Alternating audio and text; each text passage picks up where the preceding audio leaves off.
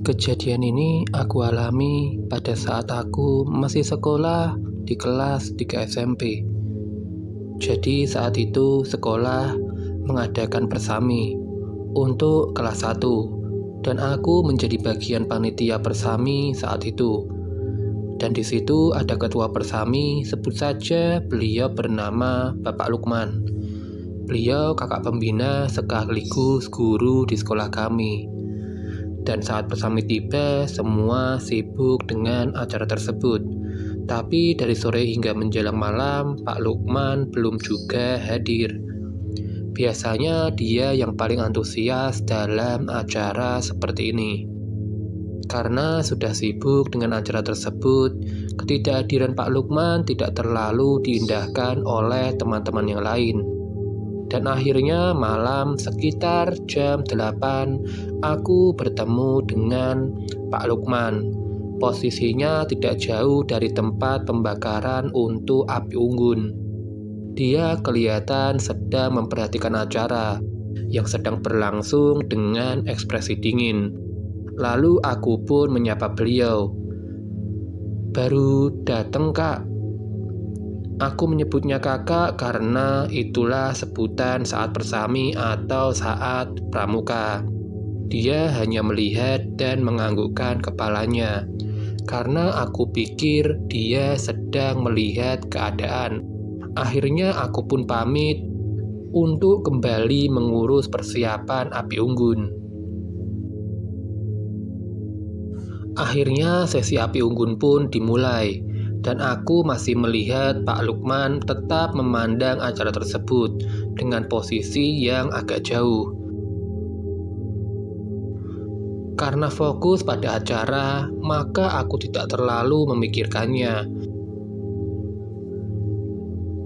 Karena prioritasku pada saat itu acara berjalan lancar. Dan setelah acara api unggun selesai, semua anak-anak kembali ke tenda masing-masing untuk istirahat. Dan ada temanku yang menyeletuk, "Kak Lukman tumben tidak ada kabar." Karena pada saat aku SMP, ponsel masih jarang. Dan aku pun sontak berkata, "Kata siapa? Tadi gue ketemu di dekat api unggun, waktu mau beresin semuanya." Lalu anak-anak pun mulai bingung, dan aku pun menegaskan pada saat acara api unggun berlangsung, Kak Lukman mengawasi jalannya acara tersebut. Tapi teman-teman tidak ada yang percaya, karena mereka tidak ada yang melihat keberadaan Kak Lukman, dan bilang kalau hanya akulah yang mengarang untuk menakut-nakuti teman-temanku yang lainnya. Jujur saat itu aku tidak ada pikiran yang aneh-aneh, tetap berpikir mungkin mereka memang tidak melihat Kak Lukman karena fokus dengan acara tersebut.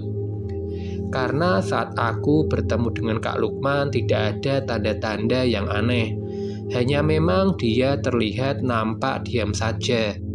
Akhirnya aku pun memutuskan untuk tidur karena sudah lumayan capek. Pagi hari jam 5 subuh, semua dibangunkan untuk melakukan sholat subuh berjamaah. Setelah sholat, kami pun olahraga bersama. Dan panitia menyiapkan acara untuk upacara penutupan dan pelantikan. Kira-kira jam 8 pagi, saat akan melakukan upacara penutupan dan pelantikan, ada guru IPA kami yang datang ke sekolah dan mengabarkan pada panitia kalau Kak Lukman semalam kecelakaan saat menuju ke sekolah untuk persami. Dan ternyata beliau meninggal di tempat kejadian. Aku pun sontak kaget, sedih campur aduk perasaan di hati ini.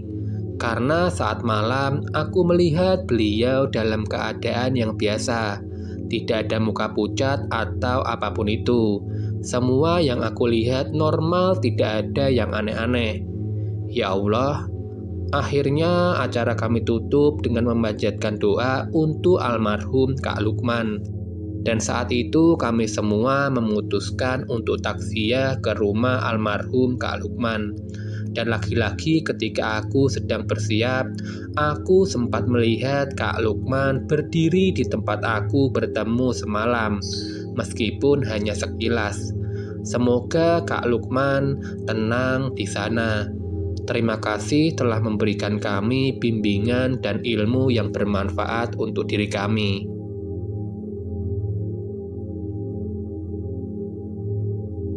Lanjut ke cerita yang kedua. Waktu ayahku muda, dia pernah berjualan kelapa di pasar di daerah Jakarta Selatan. Saat itu ayahku punya teman baik.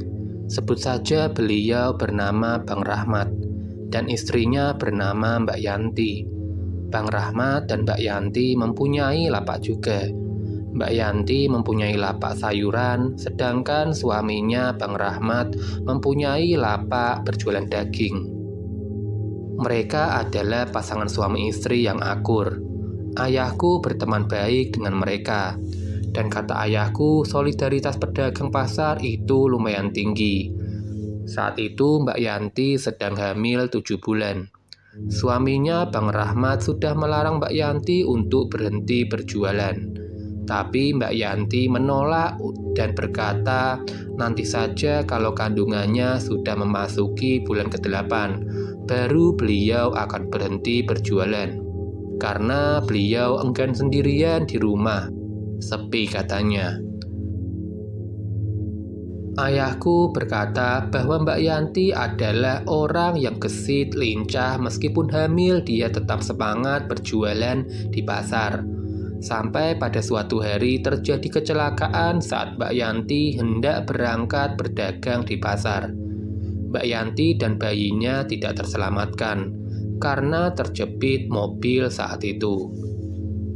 Kabar duka menyebar dengan cepat, sampai semua pedagang di pasar janjian bersama-sama untuk datang bertakziah meskipun banyak dagangan yang belum habis terjual di hari itu. Hal itu pun dilakukan oleh ayahku. Belum selesai dia membereskan lapaknya, dia memutuskan untuk pergi ke rumah Bang Rahmat dan memutuskan akan kembali merapihkan sesuai takziah. Rasa sedih dan duka semakin menjadi-jadi. Melihat Bang Rahmat, seorang pria gagah, terisak menangis di samping peti jenazah istrinya. Karena beberapa bagian tubuh Mbak Yanti hancur, jadi keluarga memutuskan untuk menggunakan peti saat itu. Tidak ada seorang pun yang melihat wajah Mbak Santi untuk terakhir kalinya, karena keadaan jenazah yang tidak memungkinkan saat itu. Sore harinya akhirnya jenazah dimakamkan, dan ayahku memutuskan untuk tetap di situ sampai selesai tahlil hari pertama. Malam harinya, ayahku kembali ke pasar untuk membereskan lapaknya. Karena besok pagi-pagi akan ada kelapa baru yang akan datang, jadi harus merapihkan dan membakar batok kelapa bekas berjualan tadi pagi hari. Suasana pasar saat itu ramai, karena ada juga beberapa orang yang tinggal di toko atau lapak pasar dan banyak orang berkumpul untuk bermain gaplek ataupun minum-minum di sana. Dan ketika ayahku sedang membereskan batok-batok kelapa, datanglah Bang Anton untuk membantu ayahku mengumpulkan batok kelapa untuk dibakar. Tapi anehnya Bang Anton diam saja ketika ayahku mengajak bicara. Bang Anton hanya fokus mengumpulkan batok-batok kelapa yang mau dibakar. Dan ketika ayahku membelakangi Bang Anton, tiba-tiba Bang Anton menghilang tanpa jejak. Ayahku langsung celingak-celinguk untuk mencari kemana Bang Anton pergi. Dan ayahku tidak melihat sama sekali sosok Bang Anton. Ayahku berusaha tenang, tidak mau berpikir yang aneh-aneh. Meskipun dia sadar ada sesuatu yang ganjil. Dan tiba-tiba mata ayahku melihat sosok Mbak Yanti. Sosok ramah dan baik hati itu sedang berdiri memandang ayahku menggunakan daster merah kembang-kembang yang biasa dia pakai. Ayahku langsung terperanjat. Astagfirullah. Dia berkata sambil berjingkrak, dan sosok itu pun menghilang begitu saja tanpa jejak. Ayahku bergegas membakar batok-batok kelapa itu, dan lagi-lagi ayahku melihat sosok Mbak Yanti berdiri di ujung gang tersebut. Masih sama memandang ayahku dengan ramah. Tidak menakutkan, hanya wajahnya yang pucat. Ayahku langsung gelagapan dan memutuskan untuk pergi dan bergabung bersama teman-temannya yang sedang main gaplek.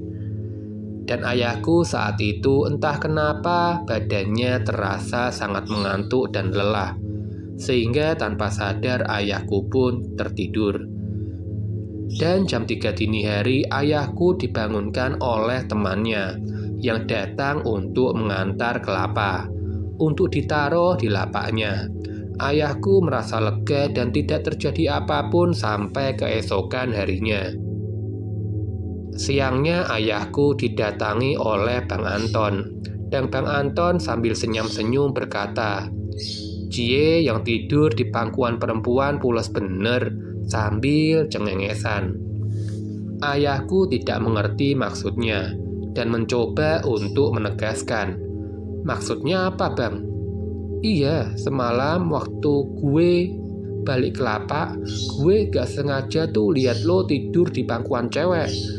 Ayahku semakin bingung, dan ayahku bertanya tentang sikap aneh Bang Anton semalam.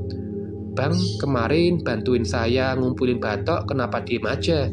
tanya ayahku. "Hah? Bantuin apaan?"